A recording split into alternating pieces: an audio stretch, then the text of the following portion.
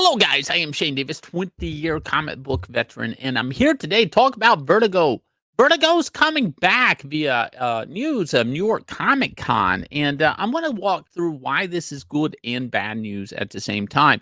Now, some would say it's great news, it's a brand recognition. Let's get it going. Let's go. And a lot of people just think more hits like Sandman, Preacher, obviously, 100 Bullets to a lesser extent, which I like 100 Bullets, but it just never got that big Vertigo push I feel like it deserved. Fable, sure, a lot of hits have came out there.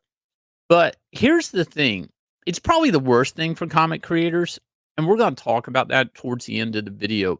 But first, it's weird how this is getting packaged. A lot of this is basically DC Comics trying to say that Vertigo's coming back as a brand, which it should never went away.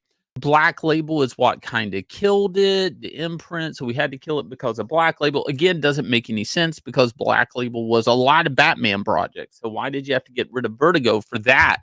Unless it's just company spending. Basically, they say because of this success of, Black Label, now Vertigo can come back and all the imprints will just roll right over into it. Now, this is what's strange how DC is trying to position this. First off, I could tell you with my history of DC Comics, what little it was, and having editors that were working on Vertigo books at DC Comics at one point in time. Vertigo was kinda out to pasture when I was there. It really wasn't the big mover and shaker it used to be back in the day. For people who don't know the history of Vertigo, basically it was an imprint that was kinda built, for Sandman. The first Sandman book, from my understanding, is a DC comic, and Vertigo was an imprint that was made. Now, the reality is, and from what I had been told from editorial at DC Comics, is Vertigo, whether it was Karen Berger and, Paul Levitz, was this thing to get creators to come work at DC Comics rather than Marvel, and also to pull them away from independent comics. That's why it's not such a great thing for comic creators. So at the time, a lot of guys thought Vertigo deals were the best thing in the world because you would do a comic and it would get optioned by Warner Brothers. Keep in mind, DC Comics is owned by Warner Brothers, therefore Vertigo is owned by Warner Brothers. And the studio, you do have creator rights. Your page rate's lower. You get some creator rights, you think. But what happens is first rights of refusal from Warner Brothers. So you think it's a great deal at first. You're getting paid every time the clock runs out. So every 3 or 4 years, Warner Brothers goes, "Yep, the rights, we're gonna hold them again. We're gonna hold them again." And you'd be like, "Ah, boom, there's $10,000." Now, this deal looked great back in the day when there wasn't superhero films, when there wasn't Netflix series and streaming and all of this type of information like TV and movies and all that stuff, right? When it was rarely ever to any comic book to get made into anything, really. So, a lot of comic creators like, "Yeah, just keep paying me for that same work I did years ago just so you can hang on to the rights." In today's era, there have been tons of creators at Vertigo when it was before it was killed that, were frustrated that they couldn't get their books back. I know for a fact Brian K. Vaughan really wanted the rights back to Pride of Baghdad, a book at Vertigo that just would not return to him, and they would keep it in print when he probably could get that made. Now, why is that? Well, because Warner Brothers has their talents and it's either made by them or not. And even if another studio, another creator, I kind of don't want to say who they are, had Sony come up and want to make a movie based off of their Vertigo title with Warner Brothers, and Warner Brothers like, "We don't like the deal," so Sony walked. So that creator just didn't get his comic turned into a film. But Sony knocks on the creator's door. It's like, "Do you have anything else?" And that creator, just like that, came up with an image pitch over the weekend, pretended it was already in production, an image, which it wasn't. And that creator was able to option that to Sony. Now, some people could put the math together on who that creator is, but it hasn't been made a movie yet. But the reality is having a Warner Brothers first right of refusal will continue to get you paid throughout the year because rarely ever will Vertigo turn something loose. Why would Warner Brothers turn loose an idea rather than just sit on it in the vault? But at the same time, a lot of comic creators basically are not getting their stuff ever turned into a live action or animation or anything like that. So a lot of creators have been really looking for creator-owned image, not even Vertigo. So even when Vertigo was still around, it was kind of like where creators would take maybe not their number one idea, but their second best idea. And to bring this back right now, look, it's smart as a publisher because Vertigo is a name brand, and it is like that means something in the publishing world. People recognize the brand, the imprint of Vertigo. It means something. You could put Vertigo on a T-shirt, and somebody would buy it.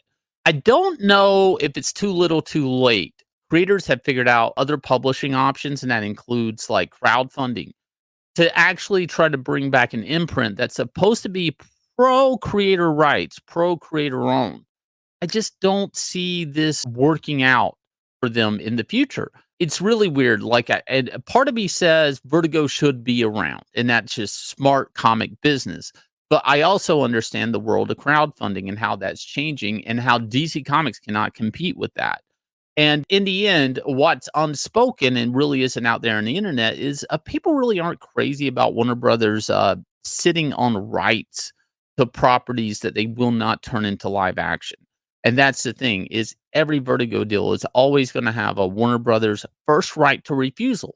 Now, I'm not going to say that's necessarily bad, but that is the string attached to the Vertigo deal that really Vertigo is not going to go tell you. And most comic creators aren't going to go to the street and tell you because their Vertigo deals probably prevent them from telling you that. I don't have a Vertigo deal. I don't mind telling you that. It's something to think about. Anybody worth their weight in comics is going to think about this. Now, the other thing I really want to stress on this is at the time when Vertigo was there, this was a big pull for creators to actually leave Marvel Comics. We'd seen people like Grant Morrison leave Marvel Comics and go do things like We Three, then do historic runs on All-Star Superman and Batman and Robin, things like that at DC Comics.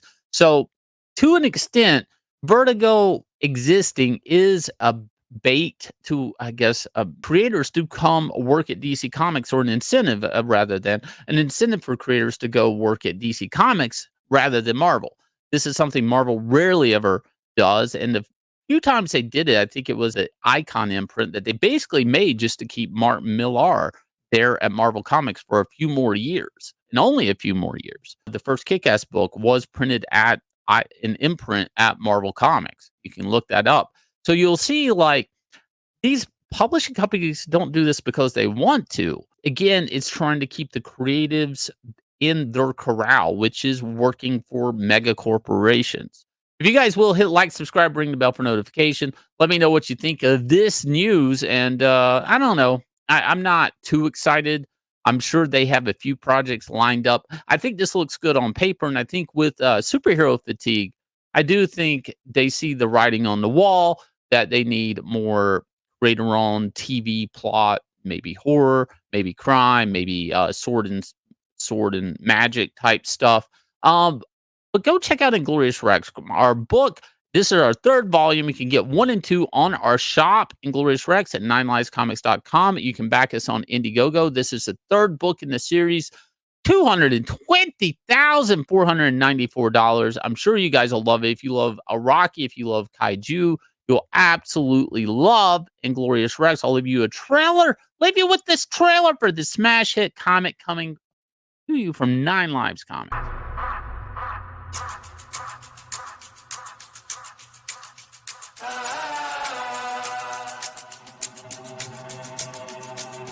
Yeah, I ain't gonna lie to you. Truth always hurts worse. Doing good till first, reverse, now you last. Blast of the past. It's cool though. Last card player right. Uno.